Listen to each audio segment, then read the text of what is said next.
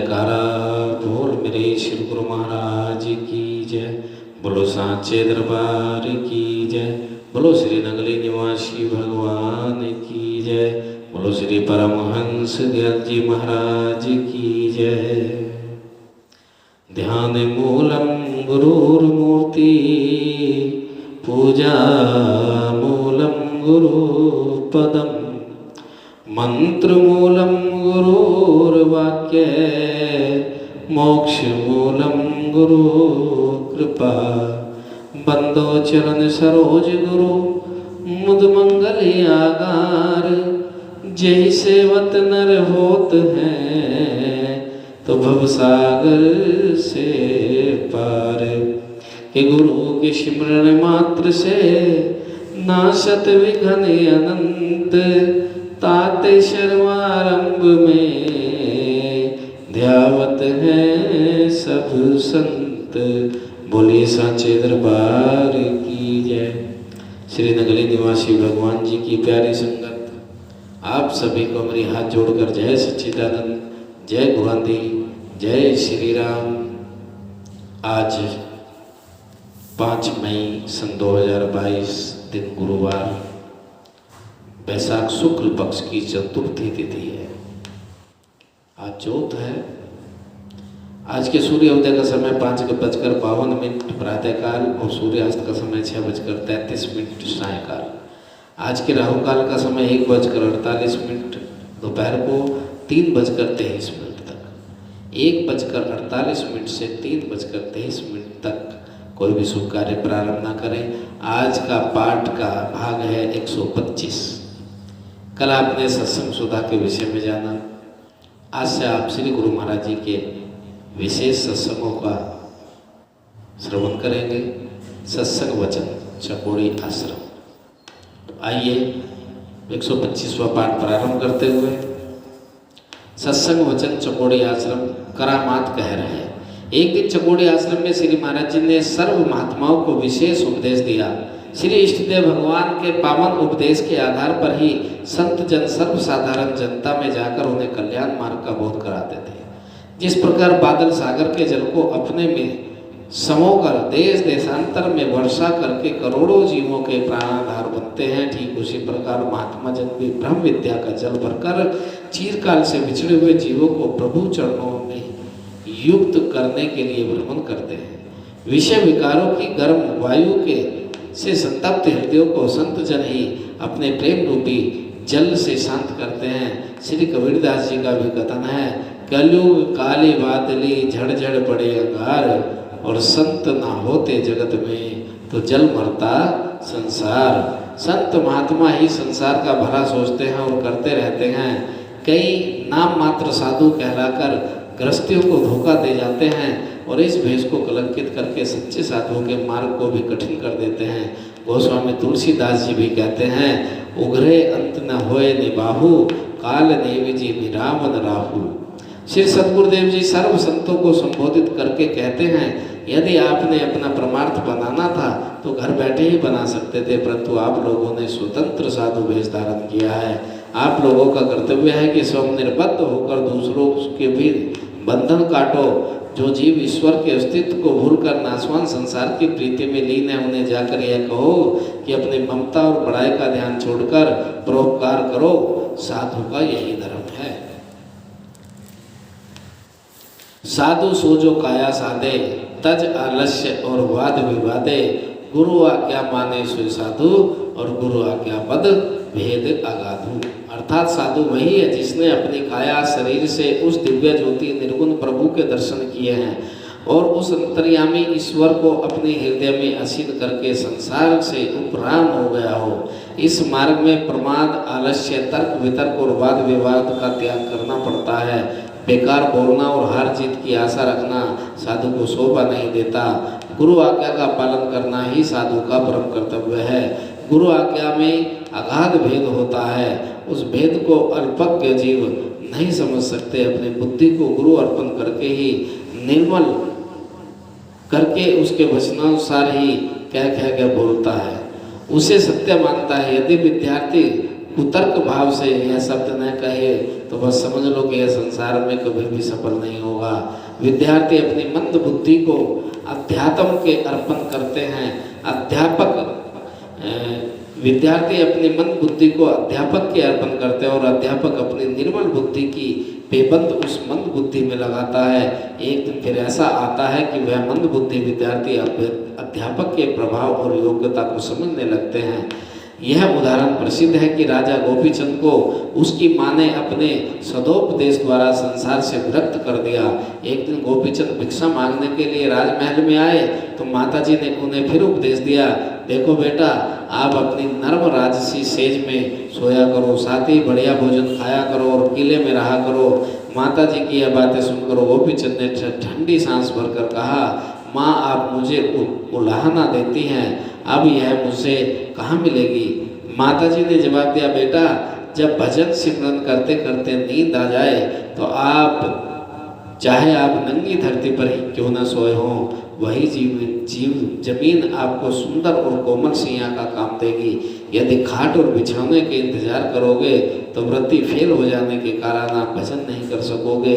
भूख के समय यदि आप स्वादिष्ट भोजन को याद करोगे तो आत्म रस से वंचित रह जाओगे और यह त्याग निष्फल हो जाएगा। जब आपको तेज भूख लगेगी तब चाहे रूखा सूखा जैसा भी भोजन मिले उसे खाने से आपको बड़ा आनंद आएगा। फिर आप 36 प्रकार के व्यंजन भूल जाओगे। गुरु आज्ञा रूपी किलेश में रहने से काम, क्रोध और विकार जो मनुष्य के शत्रु हैं वे कुछ नहीं बिगाड़ पाते। इस प्रकार के कल्याणकारी वचन श्री महाराज जी उच्चारण किया करते थे। एक दिन अकस्मात सत्संग में गुरुदेव ने यह वचन फरमाया, आप किसी के मन में यह विचार हो कि हम चमत्कार की युक्ति पूछें, क्योंकि यदि गृहस्थियों में जाकर करामात दिखाएंगे तो वे बहुत आदर मान करेंगे।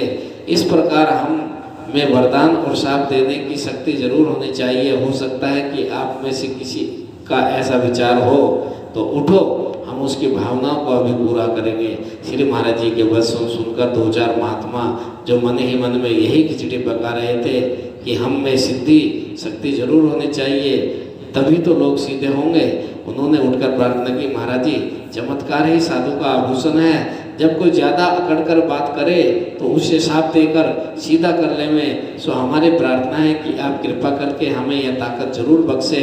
उन महात्माओं की यह बात प्रार्थना सुनकर श्री महाराज जी बोले, आप जिसे आभूषण कहते हो वास्तव में यही साधु के विनाश का कारण है। भला इसमें कोई बुद्धिमता है कि जो पहले से ही अज्ञानी जीव है, यदि वे अपनी अज्ञानता बस संतों का ठीक तरह से आदर ना करें तो बस उन्हें शाप देने लग जाओगे। क्या भक्ति और त्याग का यही मतलब है? भगवान की अंश सर्व जीवों को दुख देना क्या साधु को शोभा देता है? मैले वस्त्रों की मैल साबुन से दूर करनी चाहिए, न कि कपड़े को नष्ट करना चाहिए। सो आप अपने भजन सिमरन द्वारा उनके हृदय को प्रभु भक्ति के लिए प्रेरित किया करो। शाप देने वाला साधु अपनी साधुता को भूल कर ही शाप देता है और मालिक के कामों में दखल देता है। जैसे विधाता किसी को जीवन देना चाहे तो वह साधु कहे कि मैं तो शाप देकर मारता हूँ, अथवा जिसके पास धन और संतान न हो उसे यह देना चाहे तो मानो मालिक के खिलाफ चलना हुआ।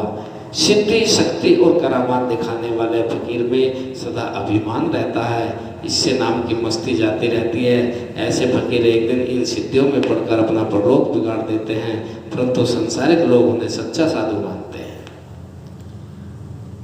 देखिए, गुरु महाराज जी ने यह सब कुछ स्पष्ट कर दिया कि चमत्कार दिखाने वाला साधु नहीं है, अभिमानी है।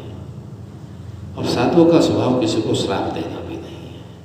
कोई साधु का सम्मान करे तो, अपमान करे तो हमें हमेशा उसके कल्याण की ही सोचनी चाहिए, क्योंकि अगर वो अज्ञानी, उसको ज्ञान होता तो वो साधुओं को गलत बोलता ही नहीं। वो अज्ञानी है, वो साधुओं को गलत बोल भी रहा है, तो इसमें साधु श्राप देने वाली कोई बात ही नहीं है। उसको अपनी भक्ति की शक्ति के द्वारा सत्य मार्ग पर लाकर जो साधु दिखाते वही असली साधु है। महाप्रभु के यह कल्याणकारी वचन सुनकर महात्माओं ने प्रार्थना की, दयाल जी, जिन महापुरुषों ने सिद्धियां शक्तियां भी दिखाई हैं और वे पूर्ण पुरुष भी कहलाए हैं, उनके बारे में बताएं। संतों की यह प्रार्थना सुनकर श्री महाराज जी बोले, शक्ति के दो रूप होते हैं, एक तो अपनी प्रभुता के लिए करामात दिखाना जिससे मान प्रतिष्ठा बढ़े, और दूसरे जनता के लाभ हित शक्ति प्रयोग की जाए, परंतु लाभ आध्यात्मिक हो, शारीरिक नहीं। यदि शारीरिक लाभ हुआ तो वह यह विनाश का कारण है। सच्ची बात तो यह है कि जो अपने इष्ट देव के अर्पण हो चुके हैं, उनकी सेवा सिद्धियां स्वयं करती हैं, उन्हें सिद्धियों की जरूरत नहीं होती। जैसे प्रहलाद जी ने अपने पिता हिरण्याकश्यप को शाप नहीं दिया, सब शक्तिमान भगवान स्वयं उसके रक्षक बने। प्रभु तो पल पल क्षण क्षण अपने भक्तों का ध्यान रखते हैं, इसलिए उन्हें भक्त वत्सल कहा गया है। जो गुरुदेव भगवान से शक्ति प्राप्त करके अपने मन मति अनुसार उसका प्रयोग करते हैं, उनकी हालत नारद, गुरु गोरखनाथ और भस्मासुर जैसी होती है। नारद जी ने भगवान विष्णु से उनका स्वरूप मांगा था, क्योंकि वह राजकन्या के विवाह करना चाहते थे, परंतु शक्ति का दुरुपयोग होने से उन्हें उस भरे दरबार में लज्जित होना पड़ा। गुरु गोरखनाथ जी ने जब सोमनाथ ब्राह्मण का रूप बनाकर अपनी सिद्धि से रचा हुआ अमर फल राजा भर्तरी को दिया, तो उस शक्ति ने काम तो किया, परंतु उसमें मान छिपा था। गोरखनाथ जी के मन में यह अहंकार आ गया कि यदि मैं अपने गुरुदेव मच्छिंद्रनाथ जी के पास न होता तो भर्तरी भरतहरि को उज्जैन का राज्य त्याग कर विरक्त फकीर कौन बनाता। यह सब मेरी सिद्धियों का चमत्कार है। मच्छिंद्रनाथ जी को गोरखनाथ जी का अहंकार अच्छा न लगा। उसके अहंकार को दूर करने के लिए मच्छिंद्रनाथ ने अपनी माया फैलाई।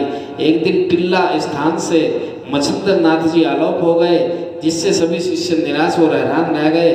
उन्होंने गोरखनाथ से कहा कि आप अपनी शक्ति द्वारा इस बात का पता करो, गुरुदेव इस समय कहाँ हैं। अहंकार मग्न गोरख जी बोले, मैं अभी समाधि स्थित होकर देखता हूँ कि गुरुदेव कहाँ हैं। उन्हें मच्छिंद्रनाथ जी सिंगलदीप की रानी से प्रेम करते दिखाई दिए। गोरखनाथ जी फौरन ही अपनी संकल्प शक्ति द्वारा वहां पहुंच गए और यह देखकर बहुत हैरान हुए कि गुरुजी तो रानी को के मोह में फंसे हुए हैं। उन्होंने मन में विचार किया कि गुरु तो भ्रष्ट हो गए। उन्हें देखकर और भी आश्चर्य और दुख हुआ। एक बच्चा भी वहाँ खेल रहा है। गोरखनाथ जी गुस्से में आकर बोले, गुरुजी चलिए, वहाँ सब शिष्य उदास हैं और आपका आप यहाँ प्रेम मग्न है। तब गुरुजी बोले, गोरख अब मैं तो रानी और पुत्र के मोह जाल में फंस चुका हूँ, अब वहाँ जाकर क्या करूँगा। तब गोरखनाथ जी ने बच्चे को स्नान के बहाने नदी में डुबो दिया और फिर रानी के पास आकर कहा कि बच्चा डूब गया है। यह शोक समाचार सुनकर रानी विलाप करने लगी। मच्छिंद्र जी ने भी उस बात का काफी दुख मनाया। इधर गोरखनाथ जी मन ही मन सोच रहे थे कि पता नहीं सिद्धियों के दाता होकर भी गुरुदेव स्वयं माया जाल में क्यों फंसे हुए हैं। तब रानी ने कहा, गोरखनाथ यदि आप मेरा बच्चा लेकर आओ तो आप मच्छिंद्रनाथ जी को अपने साथ ले जा सकते हो। रानी की बात सुनकर गोरख जी ने फौरन ही बच्चे को अपनी सिद्धि द्वारा माला कर खड़ा कर दिया। रानी बहुत प्रसन्न हुई। मच्छिंद्र जी ने भी गुरु गोरखनाथ जी की बहुत सराहना और आशीर्वाद देकर कहा, बेटा यदि यहाँ न होते तो आज हमारा बेटा कैसे जिंदा होता। धन्य है आप। गुरुदेव के मुख से प्रशंसा भरे वचन सुनकर गोरखनाथ जी भूले न समय गुरु जी को साथ लेकर चले। रास्ते में उन्होंने गुरु जी का थैला देखा तो उसमें एक सोने की ईंट पाई। गुरु जी ने कहा, यह रानी की प्रेम निशानी है। गोरख जी ने क्रोध में आकर वह ईंट नदी में फेंक दी। इस पर मच्छिंद्र जी बहुत बिगड़े। तब गुरु गोरखनाथ जी ने अपनी शक्ति द्वारा एक भारी शिला को सोने का बना दिया और गुरु जी से कहा, जितना चाहो उतना उठा लो। इस पर मच्छिंद्र जी प्रसन्न होकर उसकी महिमा गाने लगे। इस प्रकार चलते चलते टिल्ला 2-4 मील दूर ही रह गया। तब मच्छिंद्रनाथ जी ने कहा, गोरखनाथ आप अपने गुरु भाइयों को बुला लाओ, फिर हम उन सबके साथ ऊपर चलेंगे। गोरख जी ने अपने अहंकार में डूबे हुए टीले पर चढ़ रहे कि इतने में सामने से आते हुए उन्हें एक गुरु भाई मिला। उनसे पूछा, गोरख जी आप इतने दिन कहाँ रहे। वह बोले, भाई कुछ पूछने की बात नहीं, गुरु जी को एक नए बंधन से छुड़ा कर लाया हूँ। उसने पूछा, कैसे लाए हो। आप जिस दिन यहाँ से गुरु जी को ढूंढने गए थे उसके दूसरे दिन ही गुरु जी स्थान पर पहुँच गए। तब से वह वहीं पर विराजमान है। अपने गुरु भाई की यह बात सुनकर गोरख जी चकित रह गए। जब ऊपर जाकर उन्होंने देखा तो गुरुदेव को अपने सुंदर आसन पर विराजमान पाया। यह लज्जित होकर श्री चरणों में गिर पड़े और क्षमा मांगने लगे कि हे दयालु गुरुदेव, मैं आपकी माया को न जान सका। आपने मेरी अज्ञानता दूर करने के लिए ही सारा खेल रचाया है। आप धन्य हैं प्रभु। इस दृष्टांत से आप भली भांति समझ गए होंगे कि सिद्धि शक्ति वाले साधुओं का अंतिम परिणाम क्या होता है। ऐसे साधु अपने गुरु से भी विमुख हो सकते हैं। इसलिए मैं आपको यह आग बिल्कुल न दूंगा जिससे आप अपना ही घर जला बैठो और फिर सारा जीवन पश्चाताप करना पड़े। इससे तो यही अच्छा है कि आप सब काम विधाता के अधीन रहने दो और अपने कर्तव्य का पालन करते हुए लोकोपकार और ईश्वर भक्ति का डंका बजाकर दिखाओ। मालिक हर समय आपके अंग संग है, आपका कोई नुकसान न होगा। जो हमारी आज्ञा के विरुद्ध चलकर सिद्धि शक्ति दिखाएगा, हम उसे अपना शिष्य नहीं मानेंगे। फिर दयालु प्रभु ने सिद्धि प्राप्त करने की युक्ति बताई। प्रभु परंतु साथ ही सभी महात्माओं को आज्ञा दी कि आप कभी सिद्धि मत दिखाना। उस समय एक महात्मा जी ने श्री चरणों में प्रार्थना की, गुरुदेव भस्मासुर ऋषि की वार्ता कहिए। इस पर महाप्रभु ने भस्मासुर ऋषि की गाथा इस प्रकार सुनाई कि भस्मासुर ऋषि ने तपस्या करके शिव जी को प्रसन्न किया था। जब भगवान भोलेनाथ ने प्रकट होकर उससे वरदान मांगने को कहा तो उसने यह वरदान मांगा कि मैं जिसके सिर पर हाथ रखूं वह भस्म हो जाए। शिव जी ने तथास्तु कहकर उसे यह वरदान दे दिया। अब भस्मासुर ने शिव जी को ही भस्म करने का निश्चय किया, क्योंकि वह पार्वती जी को छीनना चाहता था। जरा सोचिए कि जिसने तपस्या का फल क्या मांगा और फिर वरदान देने वाले को ही भस्म करना चाहा, यह तमोगुनी वृत्ति से वरदान मांगने वाले की दशा हुई। वह शिव जी के पीछे उन्हें भस्म करने के लिए दौड़ा। शिव जी आगे आगे दौड़े और शिव जी की यह दशा देखकर भगवान विष्णु को उन पर दया आई। तब भगवान विष्णु मोहिनी रूप धारण करके भस्मासुर के समक्ष प्रकट हुए। अब वह शिव जी का पीछा छोड़कर मोहिनी रूप भगवान पर मोहित हो गया। प्रभु ने अपनी माया ऐसी फैलाई कि उसे अपने तन मन धन कुछ होश न रही। मोहिनी रूप भगवान ने उन्हें कहा कि यदि तुम नाचो तब मैं आपके पास रहूंगी। उसने झट इस प्रकार बात को स्वीकार कर लिया।